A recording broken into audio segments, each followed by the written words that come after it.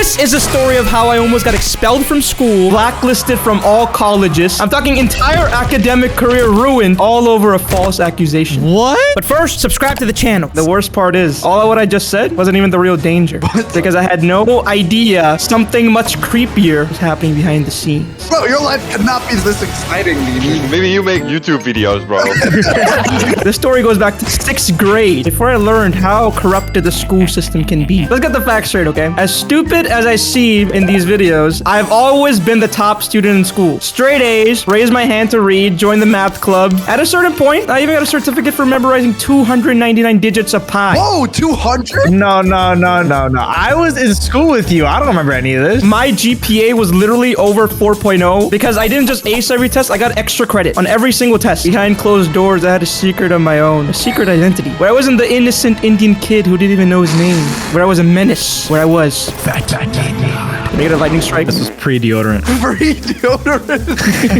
But no one knew of this secret, okay? No one knew what greatness of a jar of peanut butter video existed on the internet. And no one's gonna find out, not with the pressure at home. You see, kids, my parents sacrificed everything they had to give me and my brother a better life. They left behind their language, their comfort, their entire lives in India, and brought me here to America because they were given a prophecy. A prophecy? Are you like the chosen one? We all have immigrant parents, Mimi, okay? We know how it is. They're from Canada! Bro, my parents' name is Ed, dude.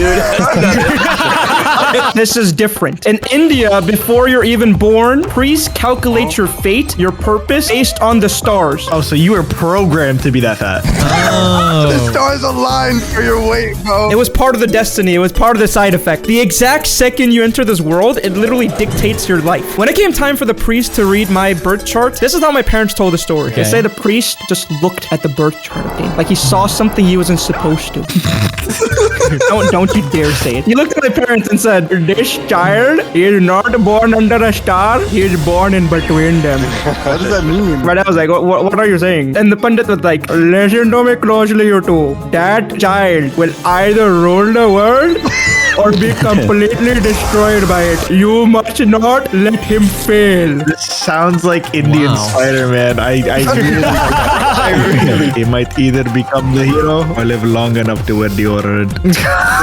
And I would be there thinking about that prophecy every night. I didn't want to let my parents down. I didn't want to be that embarrassment. I didn't want to be a failure. Too late now. This is why I tried so hard in school, why I raised my hands, why I would sit alone in the cafeteria forcing myself to remember 299 digits of pi. Can you actually go as far as you can on pi? Go. 3.1415926. No, wrong. He's already wrong. I think the prophecy is wrong, guys. He's gonna destroy the world. the truth was I didn't care about any of the stuff I was learning. I was just more afraid of being a disappointment, and I was happy with success. That's kind of sad. And every time I brought home that perfect report card, the only thing that kept motivating me was seeing how proud my parents were of me for living the good side of the prophecy. And that's when my dad told me, "You're gonna be a great doctor when you grow up. We're so proud of you. Oh no. He already We're cemented so it. happy you got selected into the gifted and talented program." The moment I heard those words, I knew I should have trusted my gut and spoke up. I should have said, "I'm not gonna go to the gifted and talented." Why not? Because within the next week of school, my entire life was about to come crashing down. What did you do? What happened? The next day felt like the first day of school all over again, right? I walked into school a little bit more nervous, a little bit more excited. New class, new program. Maybe I'd make new friends, maybe even a new crush. Oh no. And I remember kids staring at me as I walked by, whispering like I was some kind of myth. I don't think they really care that much, bro. Yeah. Fat and funky.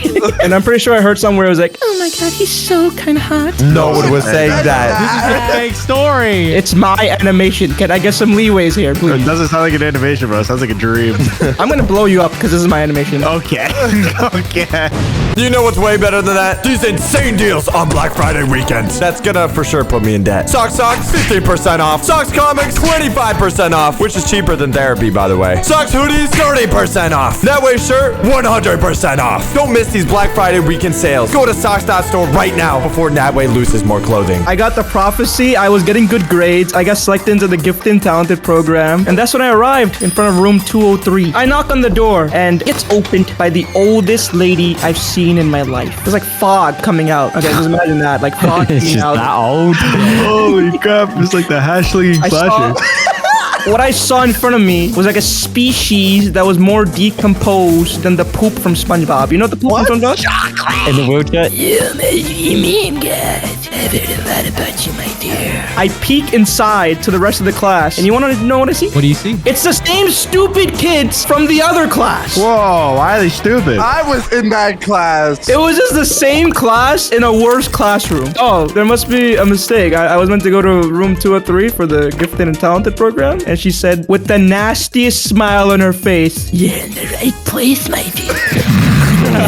You're late. Subscribe to the channel. Also, you're late on your first day, bruh. That doesn't sound very gifted or talented. that's when I realized there was no such thing as an exclusive gifted and talented class at the school. The budget was so low that being in the program meant that the smartest 4 kids of the class were just put all the way in the back and did completely different schoolwork and different homework than the rest of the class. What was even the point? First off, I try not to completely rage quit on the spot, okay? I walk to the back of the class and I sit down with the other 3 kids. Now, for legal reasons, I'm going to change their names. I'm going to call them Carl, Cindy, and Mindy. I don't like Sydney. No, wait, that's smart because that was their actual names. But saying this for legal reasons makes it seem like it's not. Yeah. Exactly. It's genius. Yeah, how could it be that bad where you just censor their names, bro? I'm going to get to it now. Just let me... I don't think we want to get to it. I don't want to learn why we have to keep this under wraps. Now, I might have been a nerd, but these kids in front of me, they were textbook definition of nerds. Carl was just biting his nails. He clearly had dandruffs in his hair. You could see it. And then there was Cindy and Mindy, which didn't even count as 2 people because they were literally twins with different color shirts. They wore like these glasses that were like half the size of their head. And you could even see their eyes because they would just fog up by them just breathing. It was actually blinding to wear glasses. So I'm like, great, I'm not going to have any friends. You didn't want to be friends with Cindy and Mindy? Yeah, you didn't want to fit in? Well, before I could even introduce myself, the teacher speaks. Okay, guys, open up the first page of your book. Who wants to read out loud? And I raise my hand because, you know, it's a habit at this point, right? I'm like always participating. Loser. Until I look around Sorry. and I realize the stupid kids and us 4 were reading 2 different books completely. The stupid kids were in the front of the class. They were reading something like Clifford the Big Red Dog. That was me, for sure. I like that one. That's a good one. While we had to read Percy Jackson and the Lightning Thief. One of the kids started reading. They raised their hands. They were like, Clifford the dog is a big red dog. He's a good dog. I'm pretty sure that was TBH maybe reading it. Okay. And I'm like, bro, what is this foo-foo class? Like, now I'm supposed to read this book with mythological beings and lore and do all this homework while I read kids in the front just finding out red is a color. Is it a color? I'm like, fine, you know what, whatever it takes. I'm just gonna get my grades here and I'm gonna dip. So I opened Percy Jackson, page 1. That's when I felt it. What'd you feel? It wasn't a tap on the shoulder. It wasn't a cough. Oh no. It wasn't a noise. What was it? It was a sixth sense going. You ever have that feeling when like someone is just watching you? Yeah, I kind of have it right now, actually. My bad. Sorry. I'll move away. So I glance up because my sixth sense is going off, you know, just to look around real quick. And that's when I see him. Alright. Not TBH. This kid in the middle of the classroom that looked like he spawned in from another dimension. That's mean. Why dimension? Why can't it just be like another like town? Because his skin was pale. He looked sick, right? He had eye bags. Like he looked like he went to a war or something, Sounds right? like me. This sounds a lot like TBH. I'm not going I to. don't look like that. TBH at this point was happy. He wasn't traumatized yet. What? This kid had ketchup stains on his jacket. And then, you know, like in cartoons, they That have was like... most definitely TBA. Yeah, you're just listing off a bunch of things that TBH has. I don't even like ketchup! So there this guy was in the middle of the classroom, just a couple seats away from me, staring at me. I try to play it off, right? I'm like, I do the universal dude nod. You know what that is? Yeah. One head up. Just a little head up. And I do that, and he doesn't acknowledge the dude nod. He just sits there, cold-blooded. Oh. And I'm like, you know, as a New Yorker, I take that as a sign to mind my own business. You know, I don't care. You know, I'm just gonna go down, read my book, not look back up. It's pretty much the equivalent of going on the weather app to avoid talking to people, right? Oh, you're used to that. Real. A girl comes up to Mimi, he pulls up the calculator, starts typing. So is that why you know all the numbers of pi? I know more than just the numbers of pi. I know your social security credit card number and everything, bro. So I'm reading my book, right? And I'm just thinking, you know, Darman always says, don't judge a book by its cover. So I peek back over, okay, over my book. And he's still staring at me. And now he's not just staring at me. He's writing or doodling something while staring at me. Ooh, I think he has a crush on you. Well, what is the teacher doing? There's a kid reading the Clifford, the book, whatever, right? In front of the whole class. Don't even know the name of the book. And the teacher's not even noticed. She's playing Sudoku or something. That's when I count down the seconds till the bell rings, okay? Because I need to get out of this classroom. This guy would not stop looking at me. I literally rush out of the classroom, okay? Once the bell rings. I'm bumping through people. I'm like, yo, I'm walking here. I'm walking here. We don't say that. We don't say that. No, all New Yorkers say that. We don't say that. Wait, say it one time for me, TBH. I'm walking in.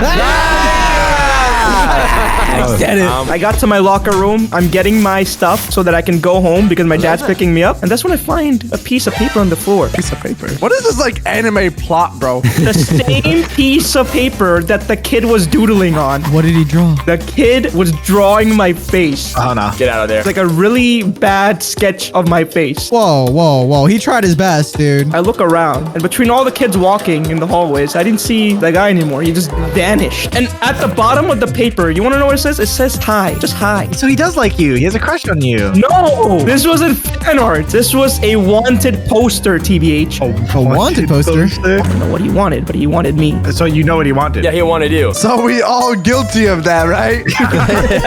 I decided I'm gonna get out of here. I threw the piece of paper in the garbage can. I got into my dad's car, and literally, as I'm being driven away from the school, I look out of the window, and I see the kid staring from the window like this. Oh my god. Oh my. Or whatever I did to this kid, whatever beef he had with me, this was just the beginning of the end. Maybe he knew the prophecy, bro. Oh! Yeah, he's your biggest enemy. Maybe his prophecy was to take you down. Oh my goodness. I got home, okay, and I ran into my room, and I'm like, there's things in life you see once and you can't unsee. This guy's face is imprinted into my eye sockets now. And instead of doing my homework like a good boy, I started backtracing. What did I do today that made me an enemy? Was he just jealous of me for being in gifted and talented program? I can think of a couple things. At the time, I was actually scared, right? Why? Because I have no friends. I thought you were friends with TBH, but not yet. Not yet. You got to really convince me to be his friend. Bro, you literally stole my chips in the bus, and that's how we became friends. Of course you did, bro. Look at it. I remember that being my chip. You stole the chip and gave it to everyone in the back of the bus. Either way, I was at home, and I was like, you know what? I feel really uncomfortable. I need to tell the teacher. I need to tell someone. You know, this guy's gonna kill me tomorrow. So I write a letter, because that's the only way that I'm gonna be able to, you know, tell the teacher that this guy is staring at me. I write on the letter that there's this guy staring at me, and he stared at me the entire way through class, and then he sent me a creepy photo on my locker, and then I go to school the next day. I walk into room 203, and I notice the kid isn't there anymore. Nah. Did you eat him? No. God, you sound disappointed. Like you actually wanted to eat him. On top of that, the teacher wasn't there. What? Did you eat the teacher too? No. There was a substitute teacher, Miss Frumbleton or something like that. I don't know. So the teacher starts taking attendance, right? And she's like, Cindy, and he's like, you know, present. Mindy, whatever her name is, she's like, present. And then I'm just begging. When she like says the kid's name, he wouldn't respond. And it was true. He was not there. He was absent as well. Got saved. You know how substitute teachers, they just give like random school sheets and then just like tell you to do whatever. They don't really care. Yeah, they do that and they start picking their boogers in the middle of the class. Right, and no one really finishes their school sheet. They just walk around. Like, they just people usually switch seats. They go sit with their friends. So Cindy and Mindy, they leave. They go talk to their friends. I don't know how they were friends with these other people outside in the front of the class. And there's 2 seats open now. And that's when this other kid comes and sits down. It was Jacob. Who's Jacob? I don't know. He was the same guy that was reading Clifford the Big Red Dog who raised his hand. He's like drooling a little bit. He's like, what are you guys reading? Like, Oh my god. and I'm like, we're reading Percy Jackson and the Lightning. And he's like, oh yeah, that's cool. You guys know where Toby is? Toby is the name of the kid who is staring at me. And that's when I get PTSD, right? I start, you know, getting a little bit concerned now that the enemy is in my territory. For no reason whatsoever, he just interrupts me talking about Percy Jackson and starts talking about Toby. Oh. Yeah. He just starts rambling off about him. He's like, oh, Toby did the cool guy. What a man. What a legend. And I'm sitting there listening to all of this yapathon. There's steam coming out of my ears. And I'm like, your friend is agreeing. There's no reason to You say said that. it straight out. Now, this might sound like an overreaction, but trust me. By the end of this video, you will find out why I actually called him a creep. What if he just wanted to join your friend group? There is no friend group. He's got a point. Wait, MEMEGOD, is this the story that I'm thinking of right now? Yeah, now you remember, right? Oh my god. Oh my god. Is it that bad? Oh, it's so much worse. What? What? No. Just keep going. I tell him exactly what I mean. I say, you want to know what your friend does in class? I tell him the whole lore. floor, and this dude literally goes. He starts crying. I'm sitting there with the other kid, and we're like, bro, is this guy serious right now? And he starts crying even louder. He's like, Oh. That's having a stroke. Oh no. and everyone in the class starts like slowly looking at us, like something is happening, some sort of drama is happening in the background, right? This kid would not stop crying, and that's when I feel a shadow approach behind me. It's Miss Frumbleton. I thought Oof just stood up. Crazy. I'm not even in the story, bro. Why did you make Jacob cry? She seems lovely. And now I'm stuttering, right? I'm scared. I'm like, I didn't do anything. He's pointing at me now, and now all the other kids are looking at me weird. Miss Frumbleton says, let's go outside. Oh. She doesn't even ask me what happened, what the context is. She just says, what is your full name? What is your parents' phone number? Oh. Yeah, straight to the point. She's writing down my information on a paper. And I'm like, I didn't do anything. This kid is just crying. He came up to me and it is being weird. And she's like, save it for the principal. She walks inside. When you're about to die, your life flashes before your eyes. So all my perfect records, all my, high day, all that stuff was floating around in front of my face. My perfect record was going to be gone because of this stupid thing that just happened. Was I going to get detention? Was I going to get expelled, suspended? Was my life going to be over? Prison. They would have literally put me in Project Save, which is like a really, really bad thing. If you're in Project Save, that means that you are a horrible kid and you're probably going to end up like a juvenile, Cows in Project Save. Yeah, T-Base went to Project Save. That explains a lot. You did? Yeah, the dumbest reason too. What did you do? I tossed my friend an apple. That's it? No. It's never that On easy. everything. Toss? This is the thing, right? My friend asked for an apple. I tossed him, got Project Save, right? I slapped a kid in the face and didn't get Project Save. Wait, did like the apple hit him in the eye or something? Nope, he caught it. What? Yeah. With his face? The With kid his that I face or slapped- something? No, he caught it in his hand. But the kid that I slapped, I literally told the guy that was like the head of Project Save. He was talking bad about my mother. He was like, I bet. I'm also a mommy's boy. So the next day, I come to school and I didn't sleep that night, okay? Because I didn't even tell my parents what happened at school. I was like, should I tell my parents or are they gonna tell them, themselves? I walk back to school and literally there's like teachers waiting outside of the classroom, right? Oh my goodness. Like the assistant principal and 2 other teachers are waiting outside. All the rest of the students are in the class and they walk up and they're like, are you a meme guy? And I'm like, yes. And they're like, follow me. So they walk me to the principal's office. And you're being escorted by like 7 teachers? I'm being escorted like I'm some sort of like crazy prisoner that's gonna escape, that's gonna kill everyone. And they're not saying a single word as they're going up. I'm like, should I say something? Or should I ask them like what's happening? Hey, what's the big idea? So the principal's office is like a big deal, The whole floor is just for the principal. Yes. And they say, wait here. And they go inside. And now I'm outside of this classroom on this floor all alone, just waiting for me to be called in. 5 minutes go by. Another kid walks outside of the classroom. You want to know who it is? It's Toby. And he's not even crying anymore. He's smiling. And then they call me in. MEMEGOD, enter. Why are they Indian? Yeah. I walk into this room and I see people in suits with typewriters. They're wearing sunglasses and you can even see what they're thinking. And then begins the interrogation. Where were you sitting in period 6? What relationship do you have with Jacob? What exactly do you say to him to make him cry? Can you say on a scale of 1 to 10 how bad of a person you are? Do your parents know what type of language you use in school? How come you always eat a jar of peanut butter in lunch? And I'm sitting there. I'm starting to get really, really anxious. I don't know what to say. What are they going to do to me? Why me? Why now? What about my perfect record? What about the prophecy? And then I snap. I am not guilty. Yeah. I don't know how to say this, but over the past whole week, Toby, this kid on your folder right here, has stared at me for the entire class. He drew weird photos of me and then put them in my locker in front of my freaking dad. And the most creepy thing that I can't remove from my head, he scratched his itch to me. Yeah, kids, I can't say what I meant by that explicitly, but you guys are smart enough to put the context clues together, so... Yeah, if you know, you know. He was scratching his leg, duh. Yeah. So now I hopefully don't seem like I was saying he's a weirdo for just drawing me, which is also weird. But also he was also scratching an itch. Dude, this makes the story 10 times worse. Yeah, this thing's horrible. That whole time, he was just... He'll scratch it away. Scratching away. All of a sudden, the air just turns cold. It was dead quiet. end, the principal finally says, "Are you serious?" I'm like, I can't make this crap up. And the next thing you know, they said I'm free to leave. Yeah, case dismissed. Weight lifted off the shoulder. I should also say that this didn't happen literally the next day after. There was like a whole week of him just doing that to me and just staring at me and doing weird things. So weird. Amy, did you have goosebumps? No, I would have goosebumps on my arm. I'd be like, what? Probably have goosebumps on your teeth. All right. Why do you have to go there? What does that mean? Once I exposed this kid and his friend for every single thing, they looked to each other and they realized that this case is much worse than they thought it was. And they dismissed me. They're like, "You're free to go." I'm like, "Oh, okay." How did they take it? They were shocked. They didn't even know what to say. Like, they were surprised I even knew the terminology to describe what he was doing. This is not even the creepiest part, okay? Because after I told him this, I came back to school, and I think after this year was done, I never saw that kid again. He got transferred to another school. I wonder why.